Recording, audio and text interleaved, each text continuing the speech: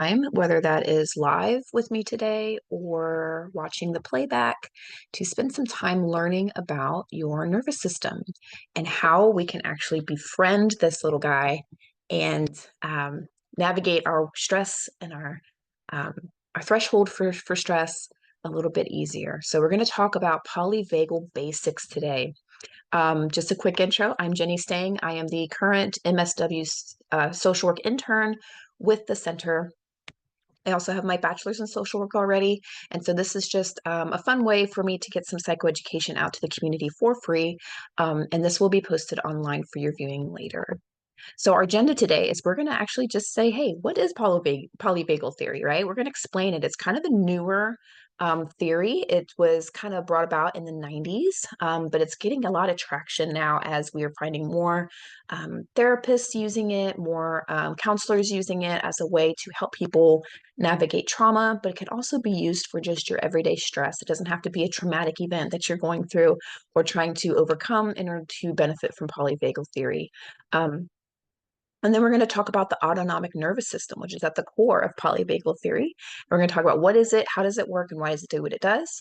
And then we're going to talk about ways that you can activate your parasympathetic nervous system. And I'll explain to you more about what that is as we go forward. So first and foremost, what is polyvagal theory? Well, in the realm of psychological and somatic therapies, this is a relatively new framework that has been revolutionizing the understanding of stress and resilience and our social relationships.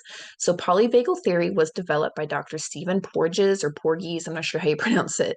And this is providing a neurophysiological perspective on the human experience. So neurophysiological just basically means like the biology of the brain, the physiological responses of the brain.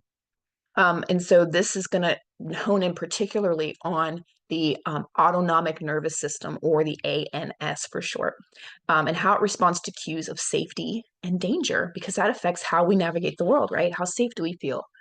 So this is a groundbreaking theory that really illuminates how our body's defense mechanisms affect not just our physical well-being, but also our social behavior and our mental health.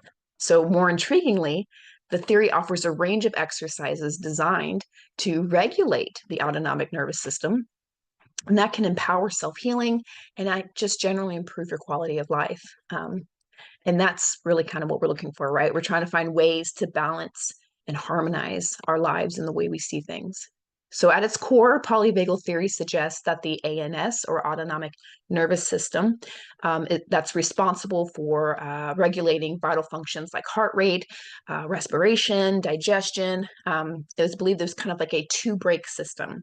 Well, polyvagal says that it's more than just that. It's not just the sympathetic fight or flight system or the parasympathetic rest and digest system. So instead, this presents a more sophisticated model that takes into account the vagus nerve and the role that it has in social engagement, and how it can come online in a hierarchical manner, and depending on the stage of threat perceived by the individual. Okay, so that means that there's different times that these different branches are activated. So the social engagement system, as Borges terms it, is the most recent evolutionary development of the vagus nerve, and it's vital for fostering connections and reducing stress. Okay, so if we have an overactive or an inactive or dysfunctional active vagus nerve, that's going to affect how the way in which we interact with other people. Okay, because if you're not feeling safe, you're not going to respond to people in a way that is indicative of you feeling safe, right? You're going to see threat. So that's why it's very important to know what it's doing and why it's doing it. So by engaging in polyvagal exercises, we can learn to shift our physiological states towards safety and connection, and that can foster a more adaptive response to stressors.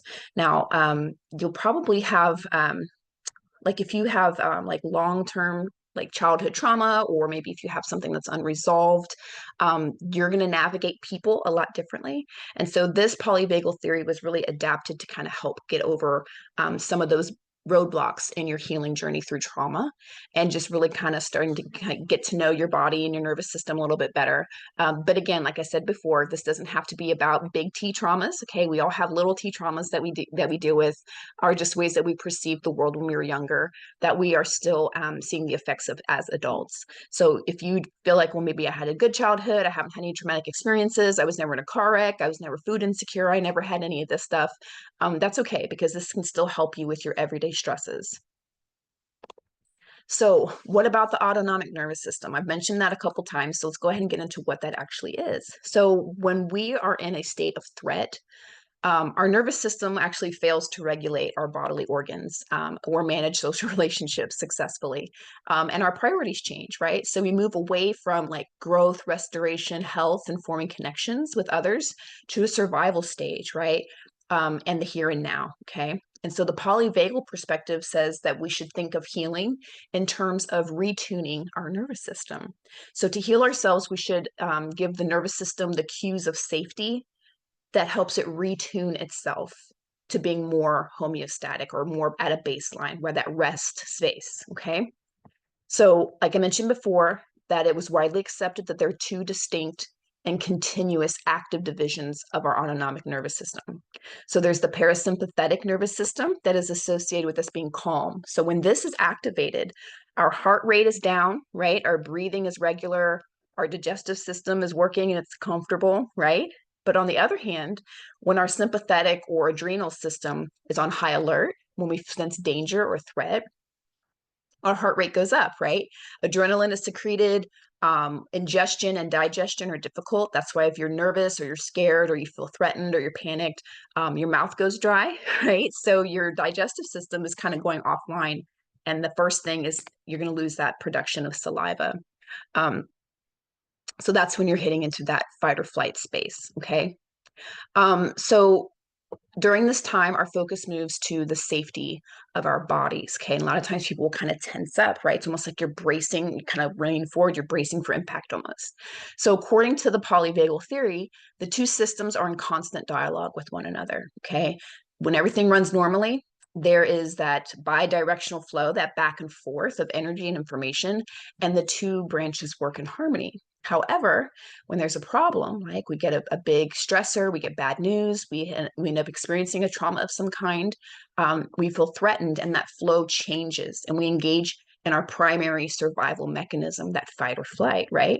We're primed and ready for action. We're either going to stand our ground and we're going to fight, or we're going to find some way to escape, right? Where can I go to be safe? Or what can I do to be safe? Okay. And that's kind of when we start to get into that panic space. So how do we protect ourselves? So of course, this isn't a bad thing, right? There's a reason why we evolved this way, right? Our ancestors were escaping predators all the time. There was, threats to their survival at every turn. Or even today, right? We jump out of the way of like a taxi, or we get stresses from, maybe not being able to get our needs met, right? And we need that heightened awareness or focus so that we can jump into action and maintain our safety, right? So the theory, polyvagal theory, holds that even when a threat has passed, our bodies can still remain in that state of perceived danger, right? Our defenses are still going to be engaged, and we experience prolonged stress and anxiety, right? So if your vagus nerve and your nervous system is kind of not coming out of that fight or flight space, or it's not coming out of that high stress space, okay? So you're going to have those long-term stress, what am I looking for? The word I'm looking for, like dysfunctions, right? So you can have chronic pain, you can have chronic migraines. Chronic stress is a lot to wreak havoc on the body. So let's see here. So we can be left with trauma present in the body in the same way that it inhabits our memories, okay? So just because the event has passed, a lot of us will recover within 6 months of trauma naturally, but some of us kind of get stuck there, okay? And that's when we do things like trauma work and things like that. So I'll just talk about the three different states. So there's the ventral vagal state. So this is when we're calm and connected, where we are happy to engage in social activities. We feel supported. We're able to regulate our emotions. We have effective problem solving skills because our brain is alert and awake and able to speak and think in a logical pattern. Then there's the sympathetic state. So this includes that fight or flight, right? So that is where we're going to be fearful. We're going to have high anxiety. And it helps us to respond to perceived threats, although sometimes they're not always appropriate, right? So especially if you have trauma and you are triggered by something, you may have an explosive response or an out of balance response to maybe a smaller stimuli because that nervous system is triggered and saying, hey, there's danger, you need to get safe, right? And then there's the dorsal vagal state. So this is connected with that immobilization and that shutdown response. So you've probably heard of fight, flight, and freeze. This is that freeze state, okay? And this can lead to feelings of disassociation, numbness, and disconnection, okay? So of these three states, you may bounce back and forth. They can actually be combined, and we'll talk about that in a little bit.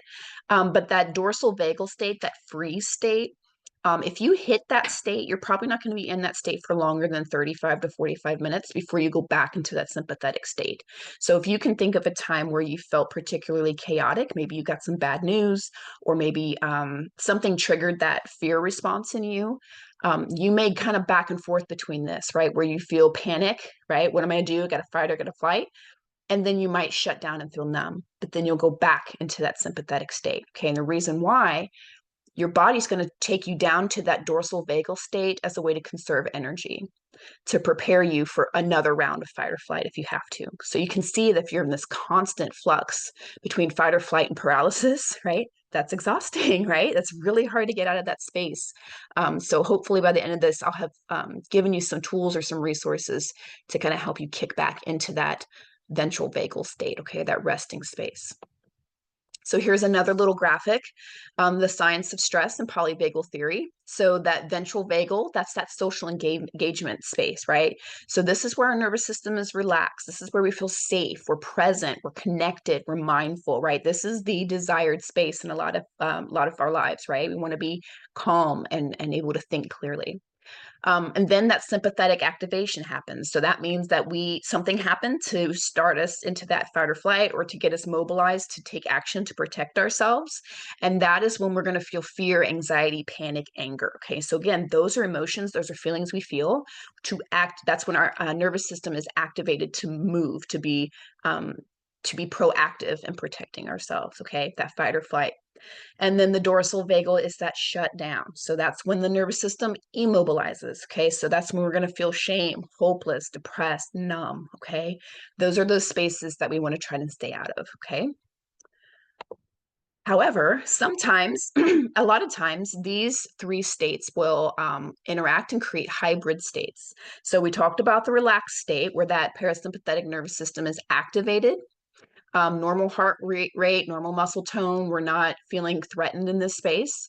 But if you look at where it says, where it kind of crosses over in the immobilized state, right? So the hybrid state could be quiet moments of intimacy, right? So you are relaxed and you're immobilized in a way that you feel calm, right? And then you think about the relaxed and the mobilized state. So that fight or flight, right? That nervous system engagement. Okay. So that hybrid state is when we're doing sports, we're playing, or we're dancing or performing, right? If you're ever going to be on stage, or you're going to play a game, right? You're feeling calm and safe, right? You can be social in these spaces, but your body is also engaged. Your nervous system is engaged. Okay. So those hybrid states aren't necessarily bad, right? They're just a part of the spectrum of how our bodies work. And then the hybrid state between the immobilized and the mobilized state, that hybrid state is a freeze state of defense. Okay, so that could be where we're taking a break, we're thinking logically, right? Or we're trying to think logically, but we're geared up for some kind of action. Okay, but it's usually going to be a defense action. Okay, so we're going to talk a little bit about polyvagal exercises. So when we get into a state of panic or high anxiety or fight or flight, we want to know, what can we do in the moment to kind of bring us back into a more stable homeostasis, right? And then also over time, if we incorporate these polyvagal practices in a daily way, then it actually builds our resistance to stress, our resilience to stress. And so we can recover. We may hit those spikes, but we're going to be more likely to recover at a quicker pace than, when we first start. Okay. So the benefits of integrating polyvagal exercises into your wellness routine are promised, and they are backed by emerging research. Okay. So again, this is a polyvagal theory, but the research out there backs it up. Okay. So you can get an enhanced emotional regulation. So by fostering that safe and social state, that green state that we want to stay in, you can better manage your emotions and reduce your reactivity, which is great, particularly in response to traumatic memories or anxiety-provoking situations, right? Maybe you have a hard time getting to the grocery store. Maybe you have driving anxiety. Maybe you get a lot of anxiety around certain people, right? So if you incorporate these practices, it's going to be a lot easier for you to navigate those kinds of situations over time. Okay. It can also improve your interpersonal relationships. So the types of relationships you have, friends and family, right? These exercises can lead to being more attuned and responsive in social interactions. So that's, of course, is going to improve the depth and quality of those relationships as well.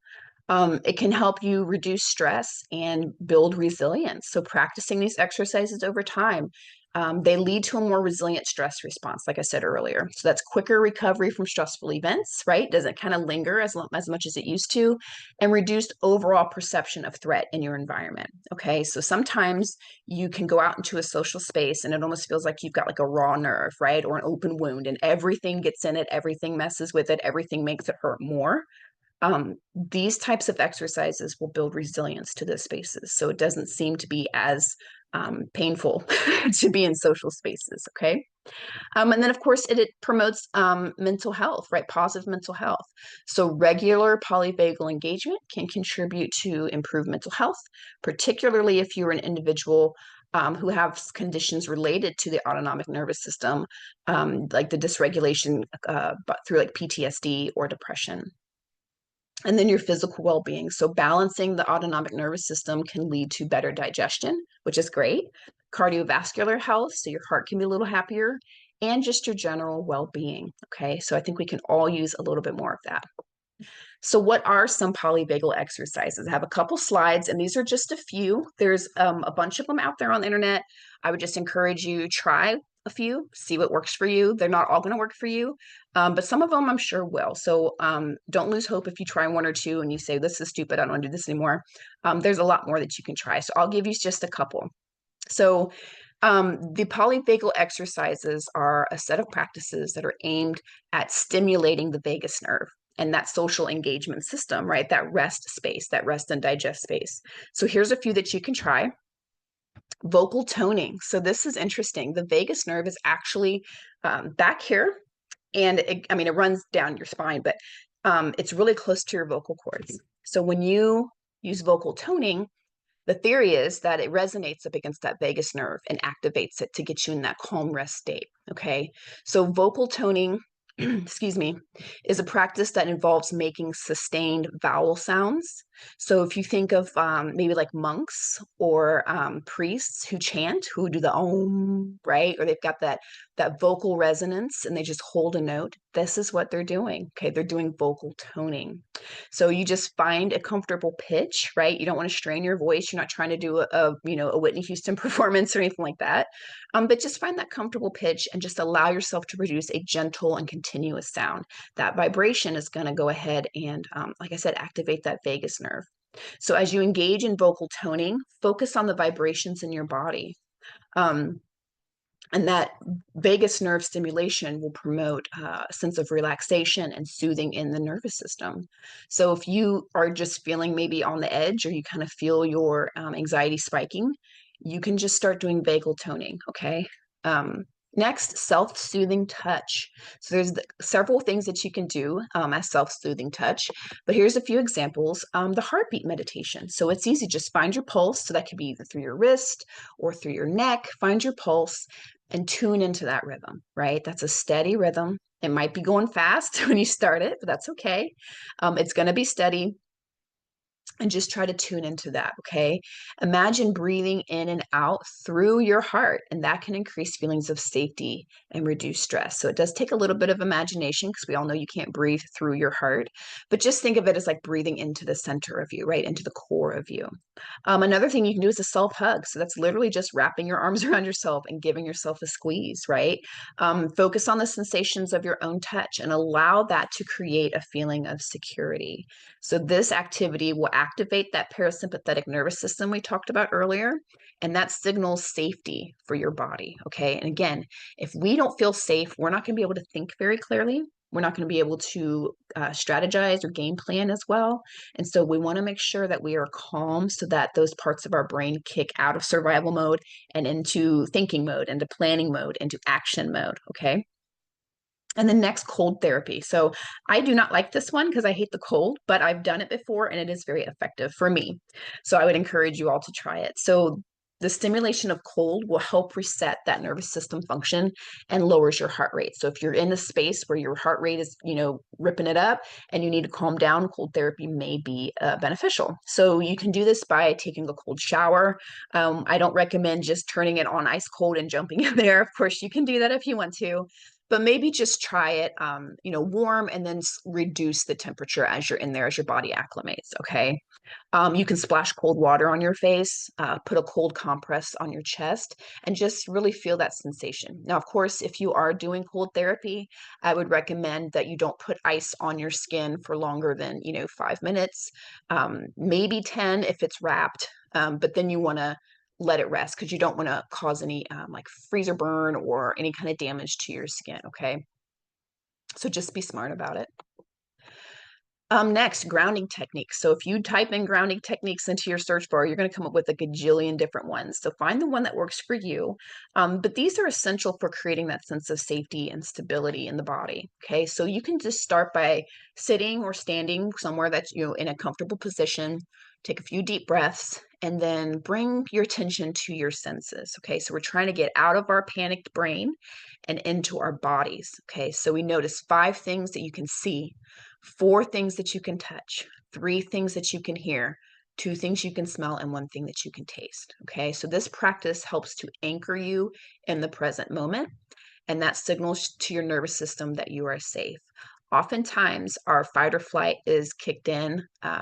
If it's not due to a direct thing like, oh my gosh, there's a bear, because we spend a lot of time in the past and in the future, and we don't spend a lot of time in the present moment. Okay, so this can definitely calm your body down to where you're feeling more embodied. Okay. Next, box breathing. So I love breathing exercises. This is a nice little trick to get your body to understand that it's physically in a safe space, especially if you're having triggering memories or if you're having anticipatory anxiety, like you have a task and you just are sure something terrible is going to happen if you do this thing or if you go to this place. Box breathing is a great way to kind of ground you back down to where you can feel more comfortable making those decisions. So box breathing is simple, but it is very powerful. And it promotes relaxation and it helps to balance the nervous system. I've been box breathing since Tuesday. I think I'll continue box breathing until next Tuesday. But you just begin by inhaling for a count of 4. So you just fill your lungs through your nose at a count of 4, and then you exhale for a count of 4. Okay. And then you hold your breath again for a count of 4. Oh, sorry, I missed one. So you inhale for a count of 4, hold for 4, and then exhale for 4, and then hold for 4. And then you repeat that process. Okay. It's a way of controlling your breath. Because if you're in a panic state or high anxiety state, you may be breathing a little erratic, right? You might be hyperventilating. You might be doing those shallow chest breaths. And that's telling your body that, you're going to have to run, you're going to have to fight, right? But deep breathing promotes that sense of calm and that parasympathetic nervous system gets signaled to calm your body down, okay? Next, progressive muscle relaxation. So this is one where you just tense and release different muscle groups in the body, okay? So a lot of people will say start with your toes and work your way up to your head, tensing each muscle group for a few seconds before releasing. So that practice will help release physical tension in your body. And that again will signal to your nervous system that it is safe to relax. Okay. Sometimes we don't even realize that we're tense and tight. Okay. But if you tense up as much as you can and then release, it's like almost like it kind of unlocks that reaction in your muscles. It's really kind of trippy how it works. All right, next, mindful movement. So mindful movement like yoga, Tai Chi, that can be a really powerful way to regulate the nervous system. The practices will combine gentle physical postures with intentional breathing, and that promotes a sense of calm and balance. Um, Next, gratitude practice. Okay, so cultivating gratitude is a very powerful way to shift your focus towards positive emotions. So, this can just be a very simple practice that you start doing every day. And again, I say it's a practice because it takes time. It's not a one and done, it's not an overnight thing. Okay, this is something you have to be intentional about.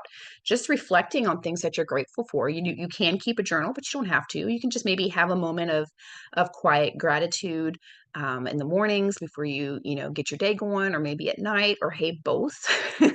Or anytime anything good happens, anytime you see a glimmer, right? It can be a small win. Those are the moments where you have to just kind of practice to take that time to savor those wins and those positive moments and be grateful. Okay, so a gratitude practice actually releases those feel good neurotransmitters in our brain like dopamine and oxytocin. And that promotes a positive emotional state. Okay, it actually helps to rewire the brain to see the positive before the negative, which I think we could all use a little bit of that. And then next are safe haven visualizations. I'm not really great at visualizations, but I know they're very helpful for a lot of people. So this is just where you find a quiet space to close your eyes. Obviously, you're not going to do this while you're driving or taking care of your little kids or an old elderly parent. But you're going to just take a few deep breaths and imagine a place where you feel completely safe and at ease. Okay, so it could be a real location or it could be one that you create in your mind.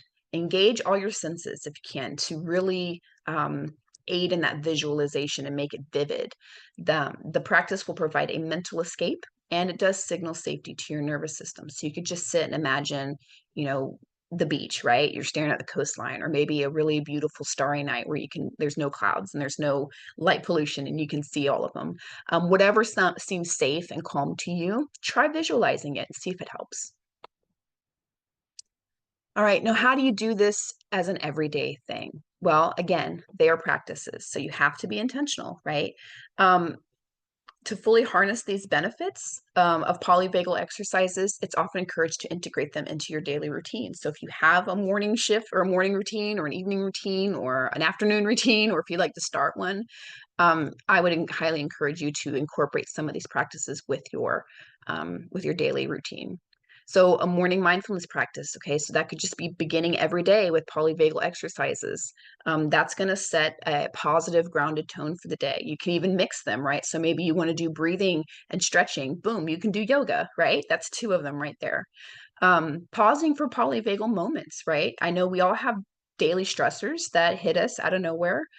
Whether that's, oh, I ran out of laundry soap or I ran out of dish soap and I have no clean forks, or an unexpected bill showed up. Taking those brief moments throughout the day to practice these exercises can not only help you when those things come up, but again, it can be that stress management, that practice, and just really signaling to your nervous system as often as you can that it's safe. Okay. So exercise and movement, we went over that just a little bit ago, but regular physical activity like yoga or Tai Chi, that it can be framed within the context of polyvagal. I mean, they're not polyvagal specific activities, but they can definitely be used as a polyvagal practice for sure. And this, of course, will have added benefits of improving your physical health and regulating your nervous system. So that's always great.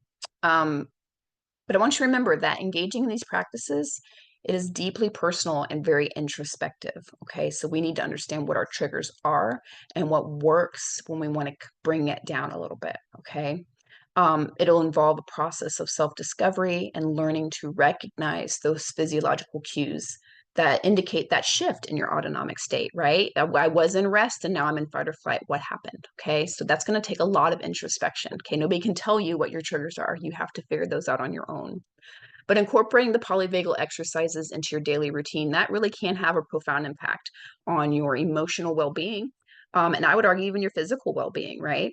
When we actively engage our nervous system, we can promote that sense of safety and calm and connection. Okay, I often tell my clients that our nervous system, um, it's doing what it's supposed to do, right? It's trying to warn us, it's trying to protect us. So try to engage with it as if it is a friend who really does care about you. Now, your friend might be freaking out when it doesn't need to freak out, and that's okay. Doing these exercises will kind of let your nervous system know that it's okay and that you can honor what it's doing for you without letting it take over, right? You can still be in the back seat, but you're going to be the one driving, okay? So whether you're dealing with anxiety or trauma or just trying to enhance your overall mental health, using these exercises can be a really great tool for your well-being. So put it in your toolkit if you can. But remember that we need to approach these practices with patience, right? And self-compassion. I'm a big, big advocate for self-compassion. Sometimes we try something new and we say, I'm going to do this every day. And then we do it every other day, or we do it every 3 days. And then we beat ourselves up. Well, I couldn't stay consistent. So why even bother? Okay. Be compassionate, be kind. We don't start new habits overnight, right? So if you want to do it every day, but that's not realistic, give yourself some attainable goals, right? Say, I'm going to do this every Saturday, or I'm going to do this Sunday morning when I have time, right? Start small, and then you can build as you go, okay? Um, so we want to allow ourselves the space to find what resonates with us. This is very personal. Nobody can tell you how to be. You have to figure that out on your own, but there are a lot of resources available to help you do just that. So some final thoughts. So polyvagal theory and its associated exercises, they offer a very hopeful framework for those of us seeking to enhance our well-being. Okay, we can tune into and learn to regulate our autonomic nervous system, and we can foster more resilient and adaptive responses to life's challenges, right? Um, we all respond to life's challenges. Some of them are better than others. And so hopefully this will give you some resources to where you can start that path to where you can respond in a way that's going to be helpful for you, right? And you want to improve your health physically and mentally. And this could be a great way to start that. So I hope the information that I provided to you serves as a starting point, right? This is just the basics, but it serves as a starting point for you to explore polyvagal on your own, right? And see what exercises work for you, what practices hit right, what resonates with you and makes you feel better. Because it's really just about how is your body responding to this, right? One person's body might really respond to vocal toning, and your body might say, hell to the no, we're not doing that. And that's okay, right? You figure out what works for you. But the goal is that through these practices that you find a deeper connection, not only to other people, but to yourself, most importantly, help you improve your stress management and enhance that sense of safety and well-being that we all so desperately need. So remember, this is an ongoing journey, okay?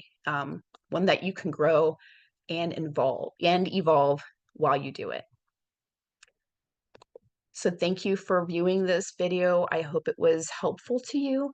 And of course, if you have any questions or you want to reach out and talk to us, you can always find me or another helpful person through the center on Facebook. You can send us a message, or you can go to huntsvillelaughs.com, I believe it is, the Shenanigans Comedy Theater, and you can fill out a resource request form there, and somebody can contact you if you need some additional assistance or support.